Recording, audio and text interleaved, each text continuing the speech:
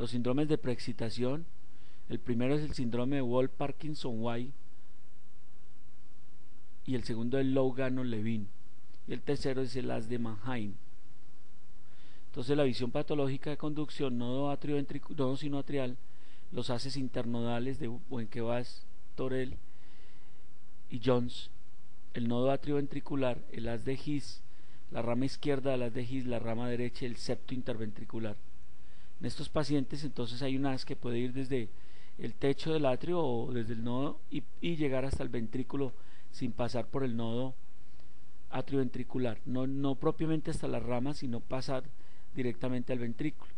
O puede haber el haz de James, que va directamente acá a la rama proximal del haz de His. Este es el que genera el Lou-Ganon-Levin.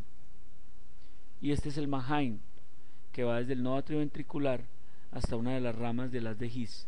Entonces esto genera un PR corto porque no pasa por acá, con onda delta porque se retrasa la conducción acá. Este genera un PR corto sin onda delta y no da mucha alteración. Este genera una onda delta sin PR corto. Las características del Wolff-Parkinson-White: entonces tiene un PR corto, muy corto, con una onda delta en la rama ascendente de la R o en la rama descendente de la S. El onda P puede ser normal, el segmento PR está cortado, y onda delta, que es una muesca sobre la porción ascendente de la R o la descendente de la S. El QRS está ensanchado porque al caer la rama sobre el sistema ventricular, el músculo, se retrasa la conducción AB, se retrasa la conducción intraventricular. La repolarización es anormal y es opuesta al QRS, o sea, la T es invertida. El intervalo QT puede ser prolongado. Entonces aquí está el sistema normal, y este es el haz que no pasa por el nodo atrioventricular. Esto genera el PR corto, que mide menos de 120 milisegundos o menos de 0,12 segundos, y la muesca sobre la rama ascendente, lo mismo acá. Este es un paciente, PR corto, mire que mide dos cuadros máximos, mide 100 milisegundos máximo, y mire que la R es más ancha. ¿Dónde se ve bien la muesca? Aquí se ve bien la muesca. En arritmias ventriculares, un resumen de ellas: las primeras son las extrasístoles ventriculares, que se definen como un impulso prematuro que se origina en foco ectópico por debajo de las de His. La etiología puede ser en pacientes sanos, 60% de la población adulta la tiene sin mayor repercusión. En cardiopatía isquémica, hipertensiva, miocardiopatías, valvulopatías, falla cardíaca, hipoxemia, EPOC, los que consumen fármacos como los antidepresivos, antihistamínicos, los antiarrítmicos también la pueden generar, los desequilibrios hidroelectrolíticos, son muchas las causas que la dan. Esto es una P, esto es un QRS normal, esto es una T, y aquí aparece el complejo, un foco ectópico que puede estar en uno de los ventrículos, y esto es lo que genera, ¿no? Entonces el QRS es más ancho, mide más de 120 milisegundos. Normalmente un QRS mide hasta 100, 110 máximo. Esto es un QRS, mire que la polaridad de la repolarización es contraria a la polaridad del complejo QRS. Los aspectos clínicos pueden ser asintomáticas, pueden dar palpitaciones, cuando son frecuentes pueden dar angina, hipotensión. El reconocimiento se hace porque hay un impulso ectópico prematuro, un complejo QRS ancho deformado, los intervalos de acoplamiento fijos o variables. Puede haber pausa compensadora completa y la morfología del QRS depende de dónde está originada el ventrículo. Si orina el ventrículo derecho, da patrón de bloqueo de rama izquierda. Si orina el ventrículo izquierdo, da patrón de bloqueo de rama derecha. El segmento ST y la polaridad son contrarias al QRS. La duración del QRS depende del sitio. Entre más bajo por debajo del nodo AB, más aberrante es el QRS. Esta es la clasificación de Lou-Ganon para las extrasístoles, sobre todo en el estado de síndrome coronario agudo. La clase 1 son extrasístoles monomórficas, o sea, una sola morfología, un solo foco, y son menos de 30 por hora, o sea, son aisladas. La clase 2 son extrasístoles monomórficas, más de 30 por hora, son frecuentes, pero es un solo foco. La clase 3 pueden ser extrasístoles multimórficas o multifocales, varios focos. La A son dupletas y la B son tripletas, o sea, tripleta es taquicardia ventricular. y la 5 el fenómeno RNT, es decir, la R de la QRS de la extrasístole cae sobre la T del complejo normal. Entonces aquí vamos a ver una extrasístole, este es el complejo normal y aquí aparece, esto es auricular, o sea, es supraventricular porque el complejo es similar al anterior, pero interrumpe el ritmo y lo hace irregular. Esta es más ancha, entonces se dice que es ventricular. Estas son extrasístoles, mire, ventricular. Este es un ventricular unifocal, es un solo foco, mire que es una sola morfología.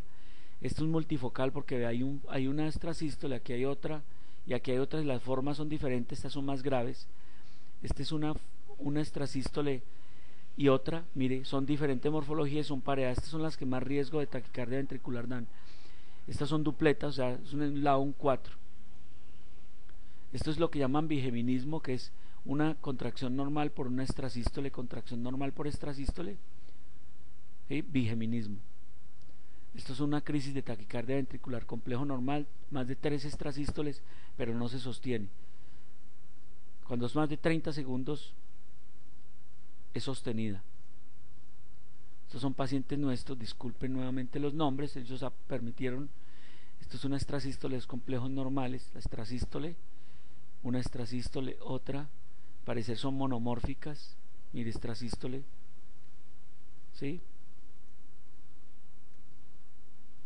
Pero este paciente también, si uno hace un acto de fe, tiene unas imágenes que aparentan como un flúter atrial también, es lo que acabo de ver. Lo que estoy señalando son extrasístoles. La taquicardia ventricular, importantísima arritmia, porque es de las taquiarritmias que más descompensa hemodinámicamente un paciente y que pueden dar la muerte súbita. 3 o más impulsos ectópicos por debajo de las de His con frecuencia mayor de 120 por minuto es una taquicardia. Cuando tarda por lo menos 30 segundos y hay colapso es sostenida. El mecanismo implicado son fenómenos de reentrada y es automatismo anormal.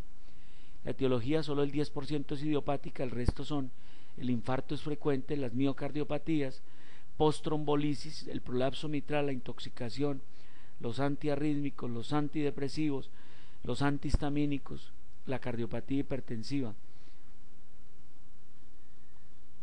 Entonces, los síntomas pueden ser de la enfermedad de base, o pueden ser los síntomas de un infarto de miocardio, pueden ser síntomas autonómicos como diaforesis, sudoración, taquicardia, puede haber hipotensión o colapso, o cuando son autolimitadas son asintomáticas.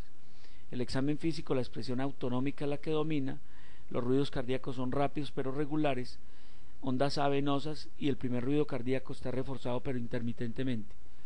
¿Cómo se reconoce? La frecuencia ventricular 140 a 220, los intervalos RR son regulares, hay disociación, los complejos de captura ventricular o de fusión, complejos son anchos, los QRS con morfología de bloqueo de rama. Mire, esta es una taquicardia ventricular. Y aquí entra en ritmo normal y vuelve y entra en taquicardia ventricular. Lo mismo acá, son complejos anchos, tienen polaridad igual. Este es el famoso criterios de Brugada para distinguir una taquicardia ventricular de una supraventricular con complejos anchos en bloqueo de rama o con, por ejemplo, un Wolff-Parkinson-White. La taquicardia con complejo ancho, los criterios de Brugada, entonces hay ausencia de RS, o sea, R grandes y S iguales en precordiales de B1 hasta B6. Si hay ausencia, es decir, si una es mayor que la otra, es una taquicardia ventricular. Si los R y S son iguales, ¿sí? Hay ausencia los RS en precordiales, pero si el intervalo de RS es mayor de 100, entonces es taquicardia ventricular. Si no es mayor de 100, son iguales, hay disociación atrioventricular. Si hay disociación es taquicardia ventricular. Si no hay disociación, mirar los criterios morfológicos en B1 a B6, y si hay criterios, entonces taquicardia ventricular, si no es una taquicardia supraventricular. La fibrilación ventricular resulta de una despolarización caótica y sin coordinación, genera paro ventricular, paro cardíaco. La etiología son las mismas de la taquicardia, la clínica es la de un paro cardiorrespiratorio, el electro, el ritmo irregular, frecuencias muy altas, múltiples ondas caóticas, como esto, ¿sí? Fibrilación de ventricular gruesa, esta